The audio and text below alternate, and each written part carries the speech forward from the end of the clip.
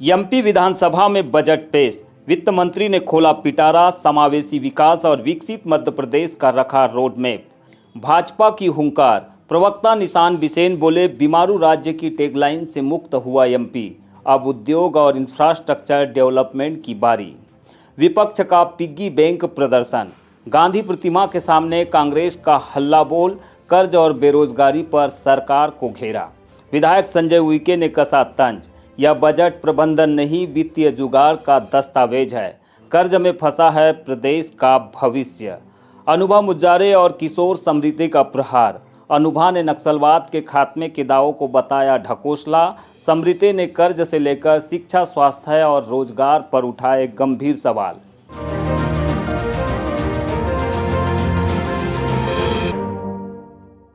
मध्य प्रदेश विधानसभा के बजट सत्र का तीसरा दिन गहमा गहमी और बड़े ऐलानों के नाम रहा। एक तरफ सरकार ने विकसित मध्य प्रदेश का विजन पेश किया तो दूसरी तरफ विपक्ष ने बढ़ते कर्ज और बेरोजगारी को लेकर सदन से लेकर सड़क तक प्रदर्शन किया। आइए देखते हैं बजट पर बीजीटी मीडिया की विशेष रिपोर्ट।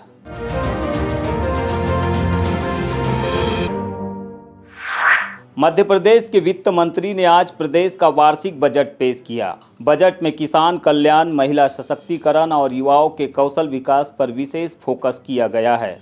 सरकार ने बुनियादी ढांचे यानी कि इंफ्रास्ट्रक्चर और इंडस्ट्रियल डेवलपमेंट को नई ऊंचाई देने का संकल्प दोहराया है।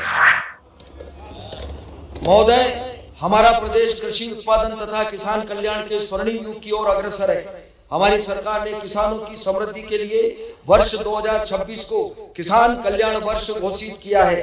हमारी सरकार के लिए घोषणा सरकारी एजेंडा नहीं बल्कि हकीकत में बदलने का संकल्प है। अन्नदाता के श्रम से खेतों में स्वर्ण निखरता है।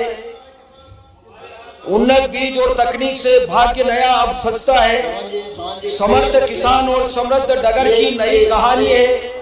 धरती पुत्र के स्वाभिमान में विकसित मध्य प्रदेश की निशानी है।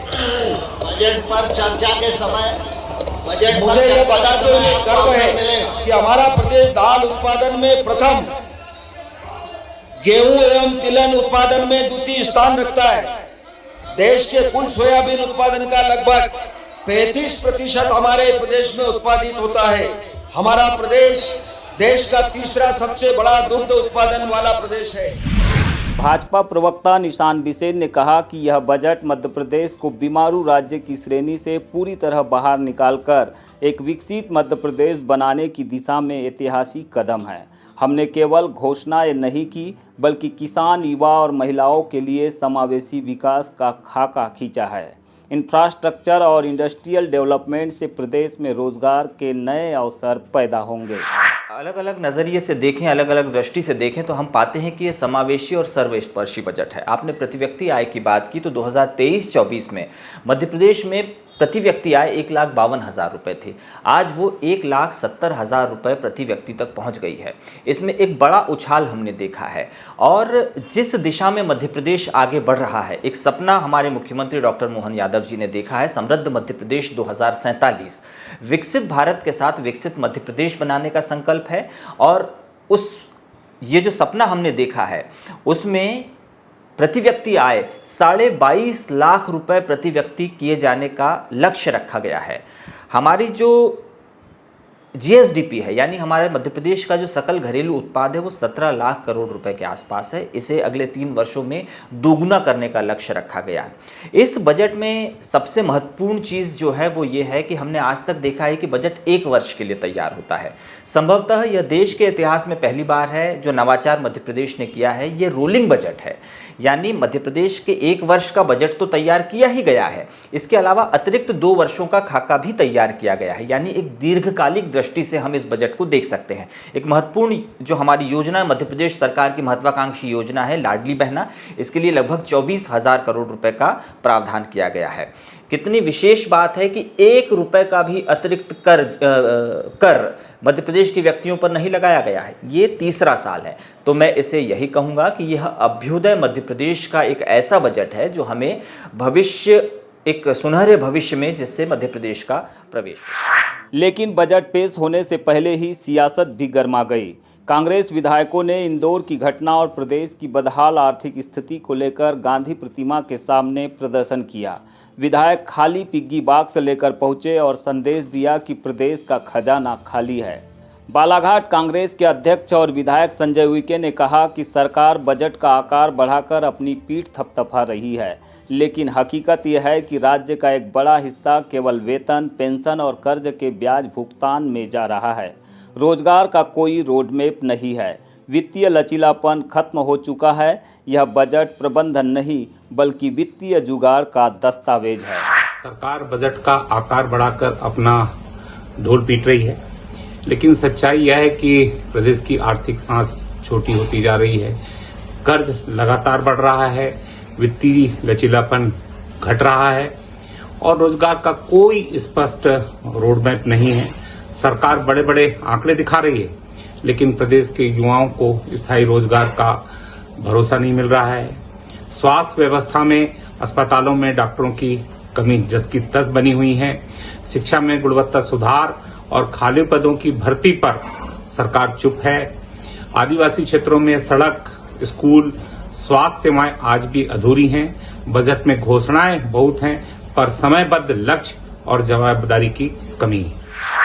बजट में आदिवासी क्षेत्रों के लिए भी बड़ी राशि का दावा किया गया है, लेकिन क्षेत्रीय नेताओं ने इसे कागजी बताया। विधायक अनुभा मुज्जारे ने सरकार द्वारा नक्सलवाद के खात्मे के दावों पर तीखा हमला बोला। अनुभा मुज्जारे ने कहा कि नक्सलवाद एक विचारधारा है जो तब तक खत्म नहीं होगी जब तक शोषण नहीं रुकेगा।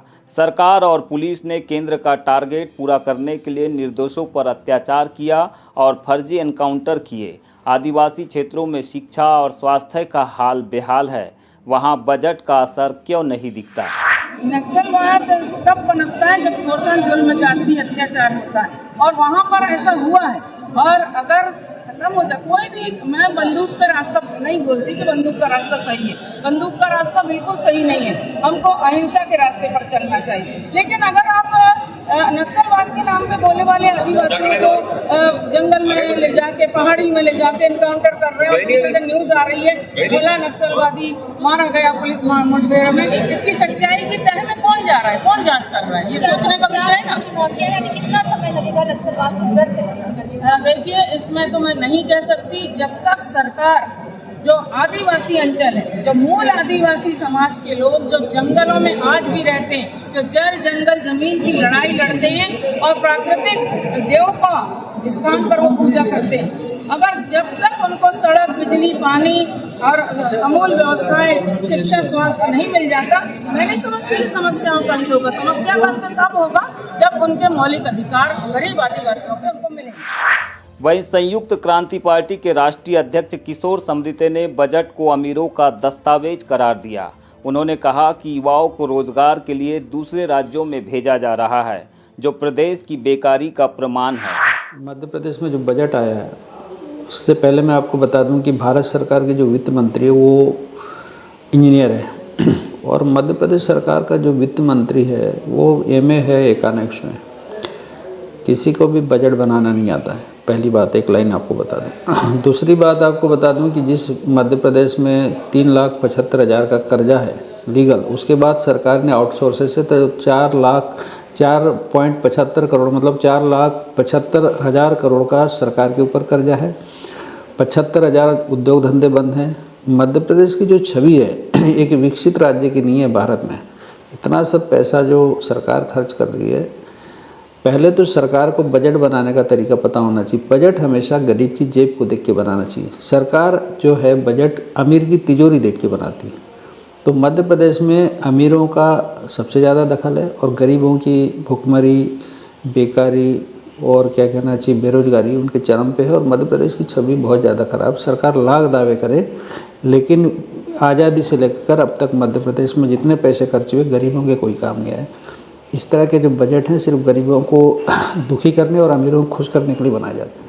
लेकिन सरकार तो ये दावा कर रही है कि 1,69,000 प्रति व्यक्ति आय में वृद्धि हुई है और 8% की दर से विकास दर हो रही प्रदेश की कहते हैं। क्या आपको लगता है बालाघाट जिले में किसान हो चाहे या फिर मजदूर हो जिनकी 1,69,000 तक प्रति व्यक्ति आय हो? भाई, जब बालाघाट जिले में जिला प्रशासन के अधिकारी यहाँ से बेरोजगार युवकों को दूसरे राज्यों में भेज रहे हैं, मतलब आपका कहाँ से विकास हुआ होगा, कहाँ से उद्योग धंधे आपके चालू होंगे।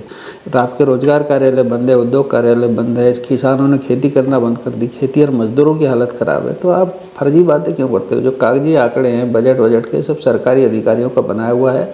सरकार ज़मीनी स्तर पर फेल है पूरी तरीके से। बालाघाट के संदर्भ में उन्होंने कहा कि स्कूलों में रंगाई पुताई तो पुलिस कर रही है, लेकिन नए स्कूल और MBBS डॉक्टर नदारद है। तो मेरा कहना है सरकार की ये जो योजना है इसकी सरकार को समीक्षा करनी चाहिए कि कहाँ आपके पास लेडी डॉक्टर है, और लेडी डॉक्टर नहीं होने से इतनी सारी जो प्रसूता महिलाएं हैं रास्ते में उनकी डेथ हो रही है, ये बड़ा गंभीर मैटर है। और आयुष्मान में भी बड़ा घोटाला है। तो आपके जो पूरे के पूरे जो हॉस्पिटल है वो इस समय धर्मशाला बन गए हैं, हॉस्पिटल बचे नहीं। दूसरी बात, एजुकेशन पे हम बात करते हैं तो एजुकेशन पे अटल शिक्षा मिशन का कितना पैसा है भारत सरकार पे?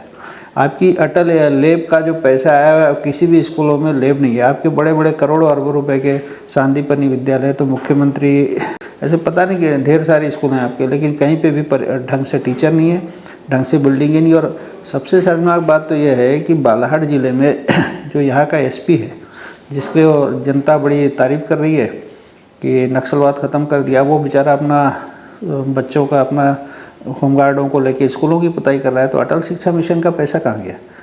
यहाँ पे सरकार को जल जीवन मिशन पे अपने ये सफाई देना चाहिए, पूरे प्रदेश में आपकी जल जीवन मिशन योजना पे। तो कई शिक्षा पे तो ये समझ लो कि बहुत ही ख़राब स्थिति है। जो प्राइवेट स्कूल हैं, प्राइवेट स्कूलों का एक अलग सिलेबस होता है, दिल्ली से मथुरा से वहाँ के जो रैकेट एक चलता है, जो अलग किताबें छपवाता है। तो सरकारी स्कूल और निजी विश्वविद्यालयों में जो अंतर है, सरकार को उसको पाटने का काम करना चाहिए। कई स्कूलों में टीचर शराब पी के जाते हैं, उनको रोकने का काम करना चाहिए। यहाँ का जो DO है वो कभी स्कूलों का निरीक्षण नहीं करता। BO की स्थिति है कि वो TA और मेडिकल बिलों में मतलब बिल्कुल भर्राशाही मची हुई। तो इन सब स्थितियों में यहाँ का स्वास्थ्य विभाग पूरी तरह फेल है और यहाँ का हेल्थ पूरी तरह फेल है। और मेरा मानना है कि सरकार को इस पूरे मामले की जाँच करानी चाहिए। वो कलेक्टर को हर प्राथमिक स्वास्थ्य केंद्र और हर स्कूलों का निरीक्षण करना चाहिए। कुल मिलाकर सरकार इसे विकसित मध्य प्रदेश और स्वर्णिम भविष्य का बजट बता रही है, तो विपक्ष इसे विनाशकारी कर्ज का पुलिंदा।